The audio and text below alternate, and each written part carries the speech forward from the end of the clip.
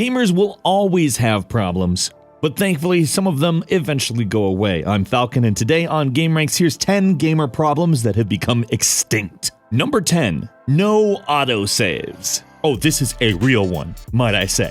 We're starting right off with the real stuff. Okay, so the point of games is immersion, right? So the more immersed you are, the less you are thinking about important things like saving. So even if you could save in literally any spot, which by the way the games of yesteryear often did not allow, instead opting for a more specific save point system, you didn't always remember to. Once autosaves happened though, the amount of, I didn't save, has gone down significantly. Almost all the time I have a means to fall back, even when I wasn't thinking of saving, because you know what? The game is. At certain points or intervals, it's just like, all right, here you go.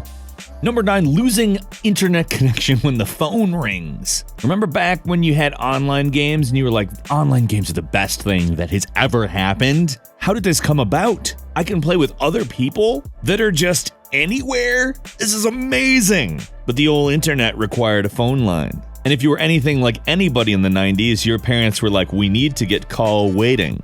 And whenever anybody called on the call waiting, the little click sound that it would make would disconnect the internet connection, giving the person who was calling the ability to interrupt your game. Yeah, I'm sure whatever important thing they had to say over the telephone was definitely important enough to kick me off of Phantasy Star Online. Yeah, no, it wasn't. Number 8, dealing with a mechanical mouse. Okay, so you know how mice use lasers now? You literally never find one with the ball in them. Yeah, it used to only be the ball. There used to never be lasers in mice. And those things got so dirty, you'd never think that they could collect the amount of dirt that they did. Especially seeing mice now, which collect no dirt, but they would accumulate dirt and they would stop working because the dirt would get all over the wheels inside. And then you'd have a little hump to get over, which would generally be fine for your normal spreadsheet-oriented activities, but Doom, but Quake? Oh no. You would hit that spot where you need to go just a little bit further because you were aiming, and then you'd go all the way over the little hump thing, and it'd be too far. Damn good thing this got resolved before games like Overwatch existed, because that would be a nightmare. Number 7, winners don't do drugs PSAs. Considering drugs can mean anything nowadays, it could mean legal things, it could mean illegal things. It's really very non-specific. They don't put that in front of a lot of stuff now. But in arcades in the 90s, people thought, you know what? If we get between people and the game that they're trying to play with a screen, oh yeah, winners actually just beat the game. In the context of a game, it doesn't matter if you did drugs or not. In fact, in some esports competitions, they're having to ban people from using drugs that help them win too much. So winners don't do drugs? I don't know. Winners maybe don't get caught doing drugs. Just to clarify, that was not an endorsement of drugs. Number 6, games without a password or save function, like Chip and Dale's Rescue Rangers, game where you just literally had to beat it. You know why Mega Man worked? Because it had a password function. You could be like, all right, I've got these powers.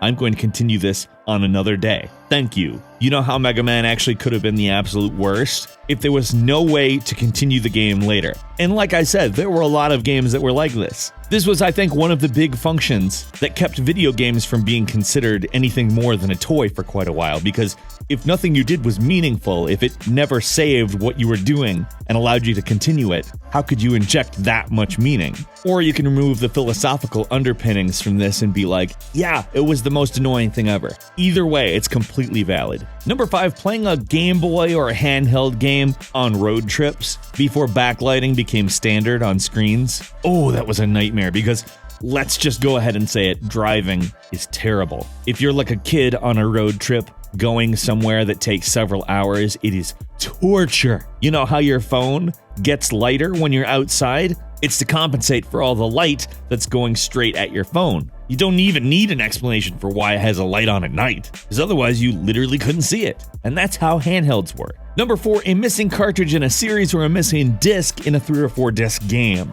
Okay, so you know how as soon as audio and video were introduced into games got a lot bigger. CD quality music, full motion video. CDs had 640 megabytes on them. Megabytes. That's not even 1 gigabyte. So if a game took out 4 gigabytes, it'd be about 5 or 6 discs. And sure, if you had discs 1 through 3 and 5, you could only go so far in the game. If you were one of those people who kept their game discs in like a disc folder, oh, this was eventually going to happen to you. And not being able to beat a long game with a story you're engrossed in, like Final Fantasy 7 or 8, you're just like, oh my God, why did I not take better care of these discs? And then months later, you found the disc in like the Crash Bandicoot CD case, and you're like, what?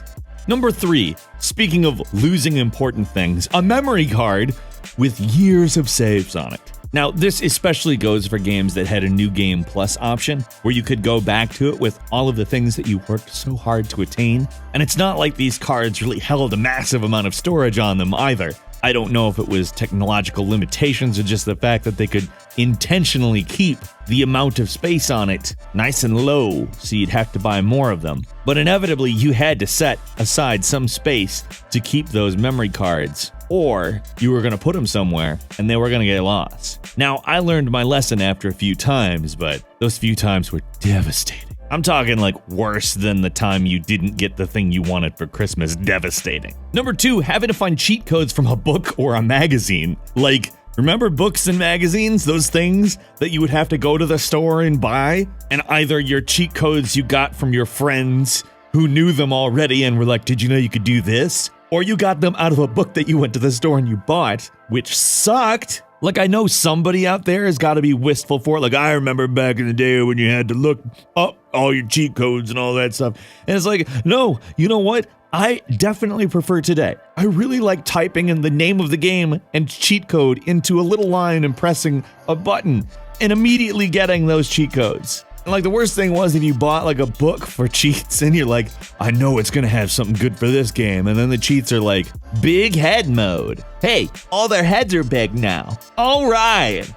And finally, number 1, remember how I talked about games that don't have saves? I talked a little bit, just a tiny bit, about the various things that you might have to do in order to maintain a saveless game. And one of them was keep the console on. Yeah, let's just talk about that specifically for a second. Yeah, you can do that now. And after 10 minutes of inactivity, the things go into suspend mode. They don't waste any electricity. The chance of the game itself crashing seems to be much lower than if you just left it on. And generally leaving stuff, just letting it be, not really that big of a deal anymore. But it didn't used to be that way.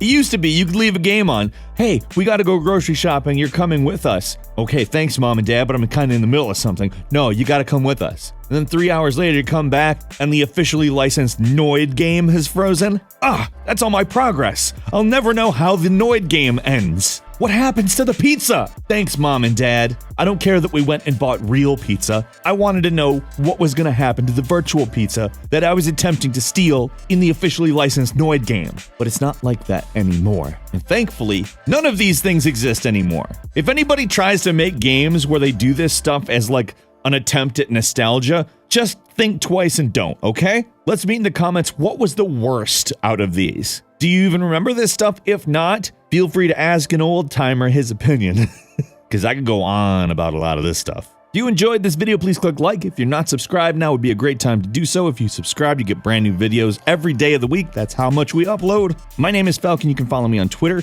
@FalconTheHero, and we'll see you next time right here on GameRanx.